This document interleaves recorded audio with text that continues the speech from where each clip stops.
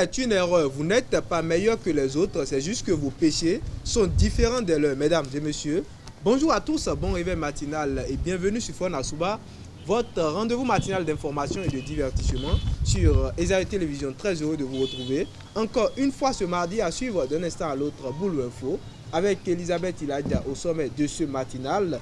Nouvelle avancée dans l'affaire de corruption présumée liée au parti le libéral de Richard Boni ou Bassirou Diomaye Faye marque l'histoire en devenant le premier président sénégalais à effectuer une visite d'État en Guinée-Bissau.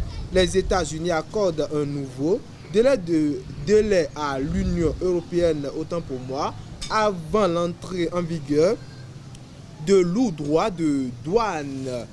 Dans la Minute Sport de ce matin, lors de la 34e journée de la Celtics League Pro, Bani Gansé s'offre Dynamique FC de Djougou.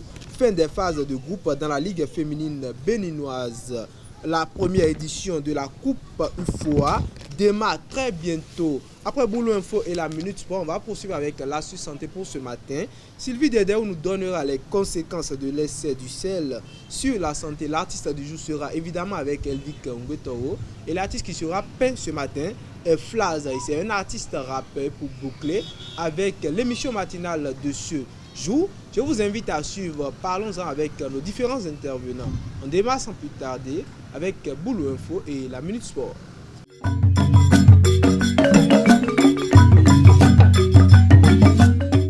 Boulot Info, c'est avec vous Elisabeth Iladia. Bonjour. Bonjour Mouidine. Bonjour à toutes et à tous et bienvenue dans Boulot Info. L'homme d'affaires Achille Tchaou a été placé en détention provisoire le 23 mai après une semaine de garde à vue. Proche de Richard Boni Ouorou, il est désormais poursuivi pour blanchiment d'argent et cybercriminalité suite à la découverte de données jugées compromettantes à son domicile.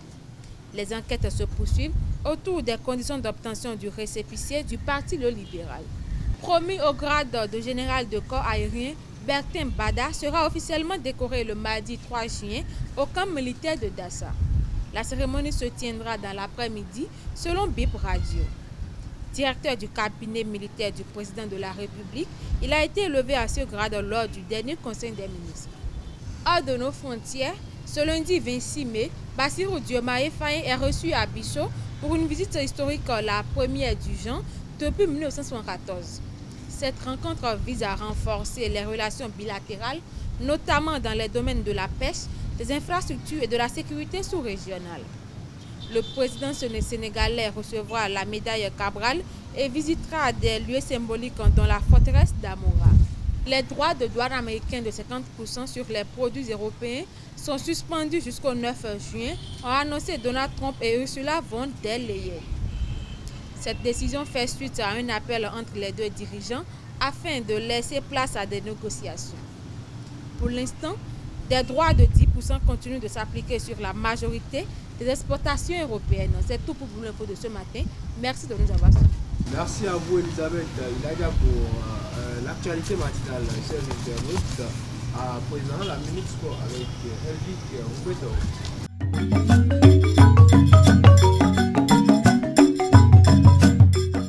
La Minute Sport, c'est avec vous Elvic Ngwetoro. Bonjour. Bonjour Moudine Lavani. Amis internautes des Esaïe Télé, bonjour. À 2 journées de la fin de la Celtics League Pro, Bani Gansé s'offre une victoire précieuse à domicile face à Dynamique de Djougou. Un succès acquis sur coup franc direct qui permet au club de se relancer dans la dernière ligne droite. Au micro de Moudine Lavani, le coach de Bani Gansé revient sur cette performance et partage ses ambitions pour la suite du championnat. Et ce qui est plus important pour moi, c'est d'abord mes poulains. Jouer comme ils ont joué, parce que moi je dis ils n'étaient pas dans le match à l'entame. On n'a pas retrouvé nos automatismes, mais il fallait faire le dos rond, il fallait y croire. Dieu merci, un coup de pied arrêté qui vient nous délivrer et nous permettre de retrouver un souffle. Il faut dire aussi, ce match c'était pas forcément à jouer, c'était simplement à gagner. Ça veut dire que la manière importe très peu. C'est un état d'esprit qu'il faut garder jusqu'à la dernière seconde de la dernière journée. Quand on le fait de cette manière-là, avec un match en piège, où l'adversaire n'a forcément pas joué, à dévier en fait, le match, que nous réussissons en fait, à le faire de cette manière-là. C'est comme j'ai dit, l'intention n'était pas forcément de jouer le match, mais c'était simplement de le gagner. Les phases de groupe des championnats féminins béninois de la D1 et de la D2 ont connu leurs épilogues le dimanche 24 mai avec les matchs de la 14e et de la 18e journée.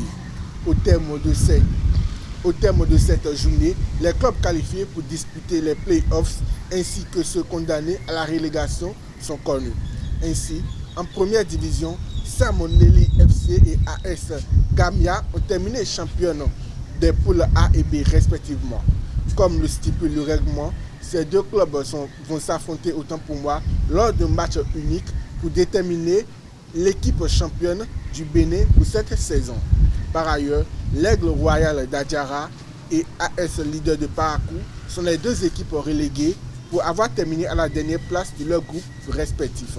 Pour ce qui concerne la deuxième division, l'AS Cotonou et l'AS Bassonne ont surclassé leurs adversaires des poules A et B pour terminer en tête, synonyme de montée en D1 féminine pour la saison prochaine.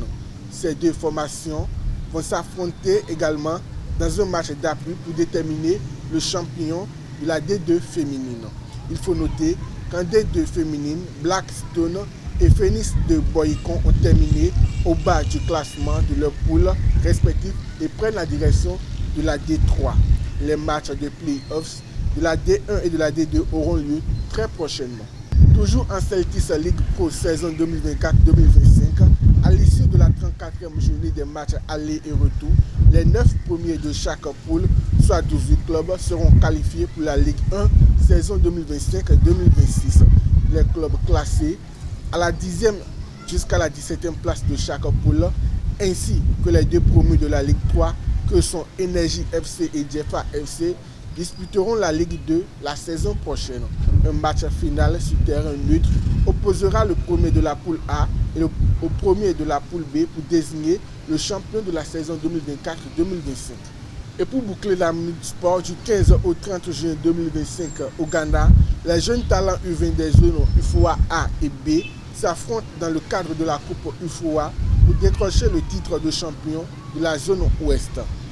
Cette compétition réunira les meilleures sélections de la région, prêtes à montrer leur talent et à défendre les couleurs de leur pays. C'est tout pour la Minute Sport.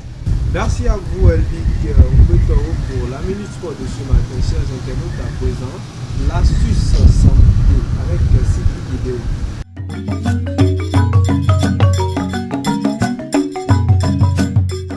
L'astuce santé, c'est avec vous, Sylvie Dédéo. Bonjour. Oui, Lawani, bonjour. Amis internautes de Zara Télévision, bonjour et bienvenue sur la rubrique Astuce santé. Le sel, aussi indispensable qu'il soit à notre organisme, devient un véritable poison lorsqu'il est consommé en excès. L'Organisation mondiale de la santé recommande de ne pas dépasser 5 grammes de sel par jour, soit l'équivalent d'une cuillère à café. Pourtant, beaucoup dépassent largement cette limite sans s'en rendre compte. Le sel provoque des risques d'hypertension artérielle. Le sel retient l'eau dans le corps. Lorsqu'on en consomme trop, le volume de sang augmente, ce qui fait monter la pression dans les artères. Cette hypertension artérielle est un facteur de risque majeur pour les maladies cardiovasculaires. Le sel provoque des maladies cardiovasculaires. Une pression artérielle trop élevée use les artères et fatigue le cœur. Cela augmente le risque de crise cardiaque, d'accidents vasculaires cérébraux AVC et d'insuffisance cardiaque. Atteinte des reins autant pour moi. Les reins filtrent le sang. Lorsqu'on consomme trop de sel, il travaille davantage pour éliminer le sodium en excès. À long terme, cela peut entraîner des calculs rénaux, voire une insuffisance rénale chronique. Le sel provoque l'ostéoporose. Un excès de sel favorise l'élimination du calcium par les urines. Cela fragilise les os et peut entraîner à long terme de l'ostéoporose, surtout chez les femmes âgées. Le sel provoque la rétention d'eau et le ballonnement. Il favorise la rétention d'eau, ce qui peut provoquer des inflammations, des gonflements, jambes lourdes, mains gonflées, des ballonnements ou un visage bouffi au réveil. Risque accru de cancer de l'estomac. Des études montrent qu'une consommation excessive de sel pourrait augmenter le risque de cancer de l'estomac, surtout lorsqu'il est associé à des aliments transformés riches en sel, les charcuteries et les viandes fumées. Conseil pour réduire le sel au quotidien. Goûtez vos plats avant d'ajouter le sel. Limiter les bouillons cubes, sauces industrielles, conserves et chips. Privilégier les épices, le citron, l'ail ou les herbes aromatiques pour donner du goût. Lisez les étiquettes. Un aliment est trop salé s'il contient plus de 1,5 g de sel pour 100 g. Le sel en excès agit en silence sans symptômes visibles au début, mais ses conséquences sur la santé peuvent être graves. Adoptez une alimentation plus naturelle, moins salée pour préserver votre cœur, votre rein, vos os et votre bien-être global. C'est tout pour la santé de ce matin. Merci à vous, Sylvie Dedeo, pour l'astuce santé, chers internautes. À présent, Elvic Umbeto pour un second passage, mais cette fois-ci dans l'artiste du jour.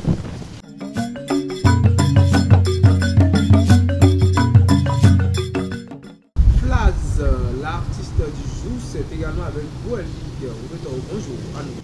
Bonjour à nouveau, Mouidine Lavani. Amis internautes des télé, bonjour à nouveau. De son vrai nom, Romario Silvanos Timbo, Flaz est un artiste rappeur de la ville de Paracou, né le 26 octobre. Graphiste et opérateur de jeux, sa détermination, son engagement et son talent artistique ne font l'ombre d'aucun doute. D'un père transitaire et d'une mère chef d'entreprise, il n'est pas entré dans le monde artistique en passant directement par la musique. Déjà très jeune, il s'est intéressé à l'art en tant que chorégraphe pendant un petit moment jusqu'à ce qu'il se rende compte qu'il avait un grand vide, mais avec l'arrivée des artistes comme Blaze et autres qui furent de grands repères, il s'est très tôt, autant pour moi, rendu compte qu'il avait aussi un truc en lui. Dès lors, avec ses compagnons de tous les jours, ils ont créé le groupe Secteur A. Ils ont décidé de se lancer dans cette aventure et ils continuent toujours leur bout de chemin jusque-là. Nous sommes en 2010 quand ils commencent par travailler pour enregistrer son premier morceau. Et tous ceux qui suivront plus tard ont été aimés du grand public. Ceci leur a permis de participer à de grandes scènes dans la ville de Paracou et environ dont Underground Scale, Silicon Project, du feu d'Espinter, Camp Paracou Rap et bien d'autres. Ajouté à cela, il compte beaucoup de collaborations avec des artistes dont Capital du Rap, Cédric Kojo, Africa Music et bien d'autres. Notons que Flash a à son actif une panoplie de singles solo également. Pour lui, le but principal est de faire connaître son art et être compté parmi les meilleurs de ce domaine. Convaincu que son travail, son humilité et sa persévérance pourront lui permettre d'atteindre ses objectifs de la musique, Flaz est plus que prêt à ne pas lâcher l'affaire. C'est tout pour l'artiste du jour. Merci à vous, Elvic Umbeto, pour Flaz, chers internautes à présent. Parlons-en avec les différents intervenants.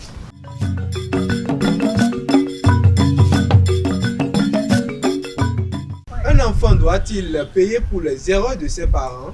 C'est le sujet de Parlons-en de ce matin. Et le débat est avec vous. Sylvie Dedeo, bonjour à nouveau. Bonjour à nouveau, Moïdi. Et Elisabeth Ilaïda, bonjour à nouveau également. Moïdi. Alors, Elisabeth, est-ce que les erreurs des parents doivent-elles incomber forcément les enfants? Bon, je ne vais pas dire oui. Je ne dirais pas non aussi. Mais en réalité, tout se fait ici-bas. D'abord, tout se fait ici-bas. Donc, en réalité, naturellement, on souffre parfois des erreurs de nos parents. Donc, c'est un peu naturel en fait. Tout se paie ici-bas. Cette phrase, je l'ai écoutée il y a longtemps. Hein? Tout se paie ici-bas. Ouais, c'est intéressant. Sylvie Dedeo, est-ce que les erreurs de nos parents doivent nous incomber? Je crois que normalement non. Parce que par exemple, ce que les parents font ne définissent pas réellement l'enfant. Ce que les parents font ne définissent pas vraiment l'enfant. Mais on dit parfois que c'est une suite, la vie.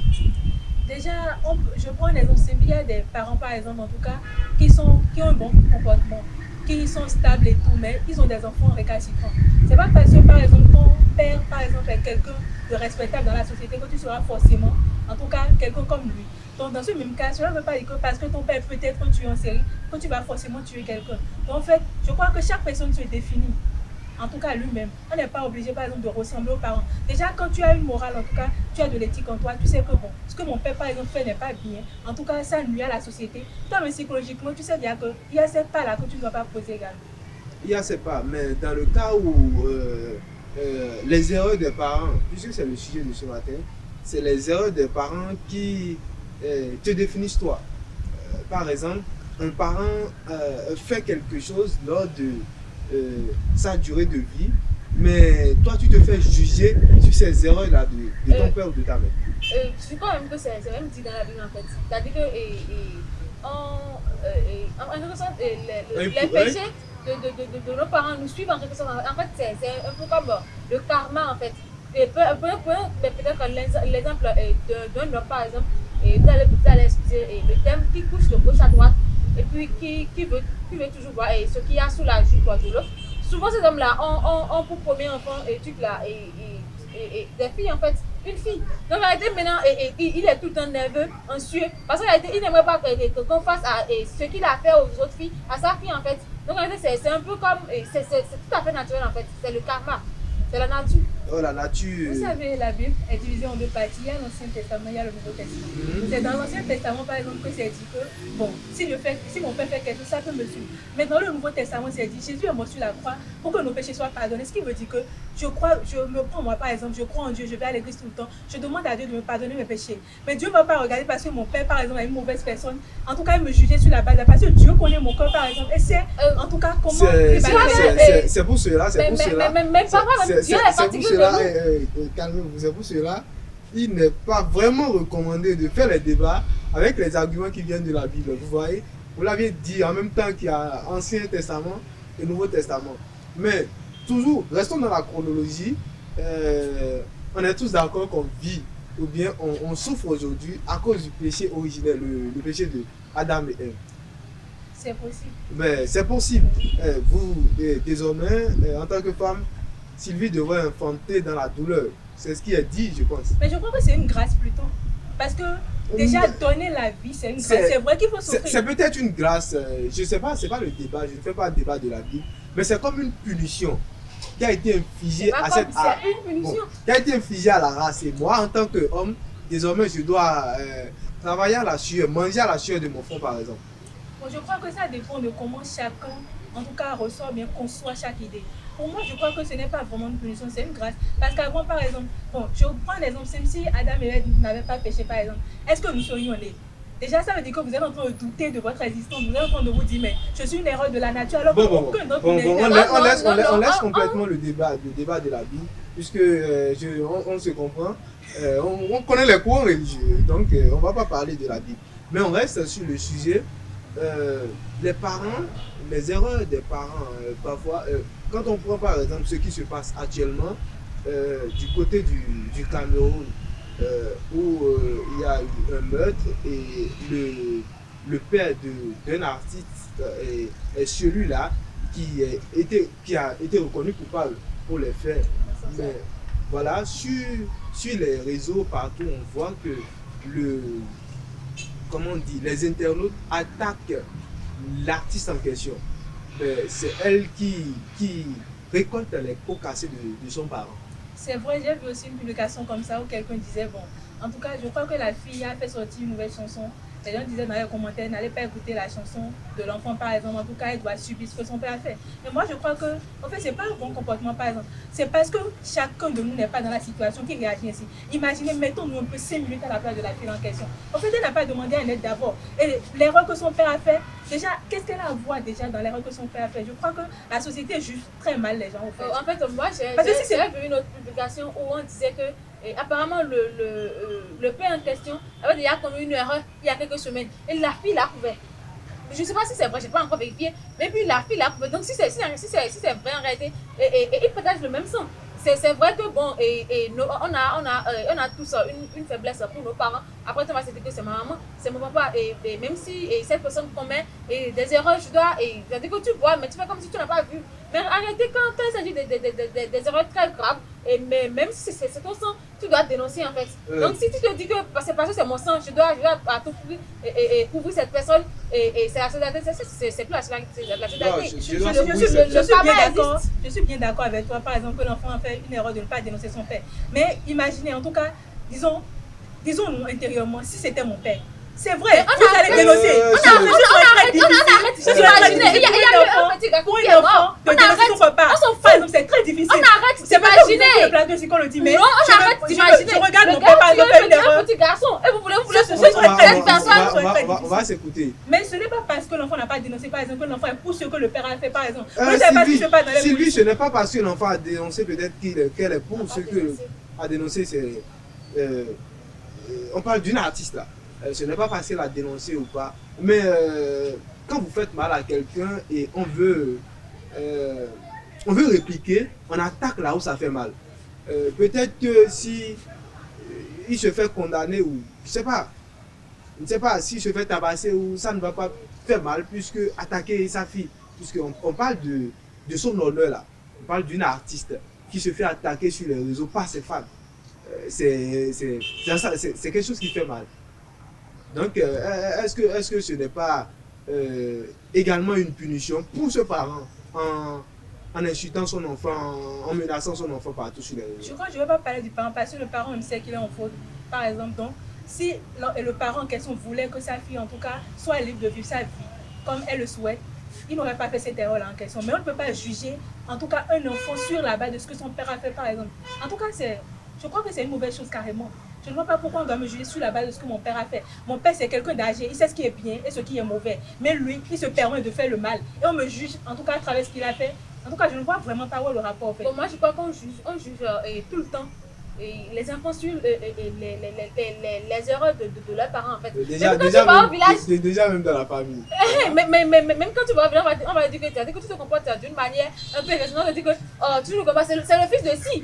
C'est-à-dire qu'on te dit que c'est son sang qui est là quoi. C'est pourquoi il se comporte comme ça. Et même si en son temps ton père n'a pas vraiment été un bagarreur ou c'est peut-être quelqu'un qui défend peut-être ses droits, on va te dire mais son père a été un malpos, des trucs comme ça. Le temps est écoulé, je vous arrête Elisabeth. Là on va continuer ce sujet là demain. Merci à vous Elisabeth, Ilaïda, merci. Sylvie Deléo, chers internautes. Nous voici à la fin de Parlons-en de ce matin. Merci d'être resté avec nous jusqu'au bout. À très bientôt.